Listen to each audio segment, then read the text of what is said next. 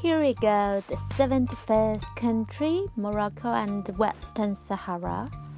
So I took a ferry from Spain to Ceuta, and after that crossed the border into Morocco. I thought my host lived in another city, but eventually I found out he actually lives in Finidec. So okay, as long my house is from there, so I'm going to Finidec. And then I took a shared taxi with a local woman and met from the border. And after that, I arrived at the coffee shop where my host told me. And then he came to pick me up from there. And then it's like, because after I left China, it's during Mid-Autumn Festival, so still I've got a mooncake. So I gave that to the lady who I crossed the border with. And after that, she asked me for money for taking taxi, so I gave to her. Because I just started a journey, I'm not being that teller. But after that, I found out in Morocco, I suddenly try to ask people for direction, because sometimes if they said, oh, I can show you, and after that, they will ask for tips. Yeah. So my host in Finidec named Monim. He's a Berber. He lived in a third floor with a rooftop house. It's a huge one. I met his father on the first night, and at the same time he was hosting a girl, a Turkish girl from Germany. And that girl was very funny because she used to exchange in China, and then she speak quite good Chinese, and then she can sing Chinese pop song and stuff. In Finidec, I rested for like about 1 week before I continued to travel some other part in the country. And after that, I went to the Chefchaouen, which is a very touristic place. It's like mountain, cloudy, and I didn't enjoy that much, but better than nothing. And I still remember in Chefchaouen, my couchsurfing host didn't show, but I met some people, like some local tour guide driver. They see I was walking, and then they offered me lift proactively when I was on my way to purchase a ticket to Rabat, both to go to the bus station and to send me back to the center.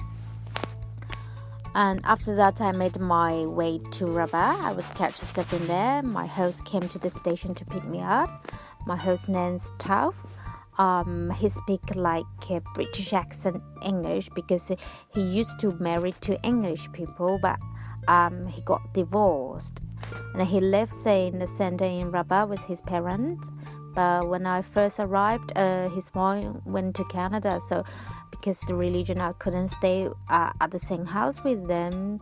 So they offered me another separate house where it's closer to Medina by myself. Yeah, it's a big house, and I enjoyed my life like a local.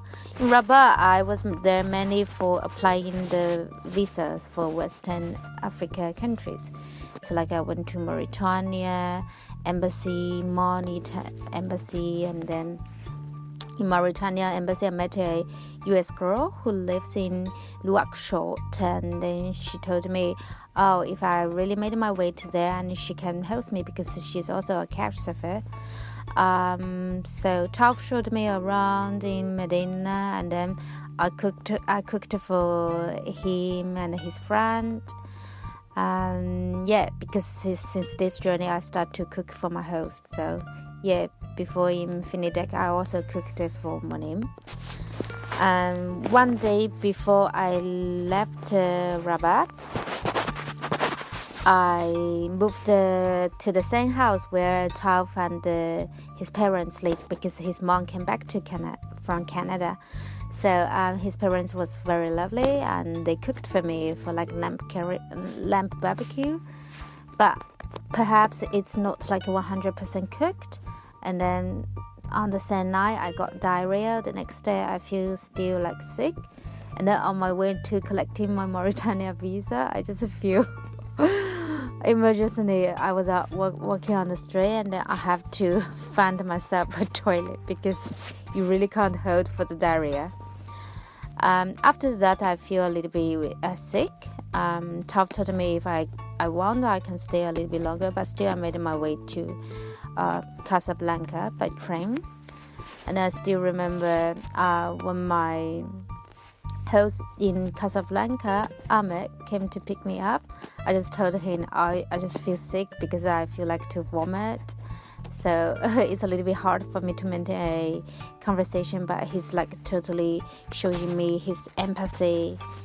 And Emma lives in a traffic intersection area, so it's quite noisy in the early morning because of the traffic. And during my visit, his sister stayed with him, and every night Emma goes out, and because he told me he normally smoke weed at home, but since his sister visiting, he didn't want his sister to know that, so he went out together with friends for smoking weed. And what's funny is his sister told me, because every night she actually also smoke weed, and she asked me to keep an eye for the door in case her brother came back. And then I said, okay, I will keep the little secret for her.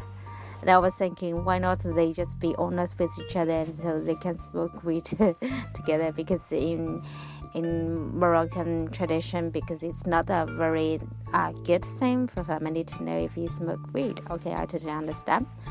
So I supposed to travel down to Western Sahara overland, by buses.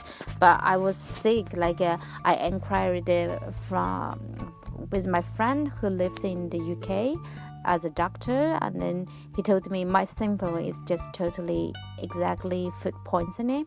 So if I'm going to travel with buses, I will for sure have motion sickness. I'm already weak and blah blah blah. So eventually I decided to fly from Casablanca to Lyon in Western Sahara. So Ahmed sent me to the train station where I can catch the transport to Casablanca's airport. So it was my very first time to fly domestically in Africa.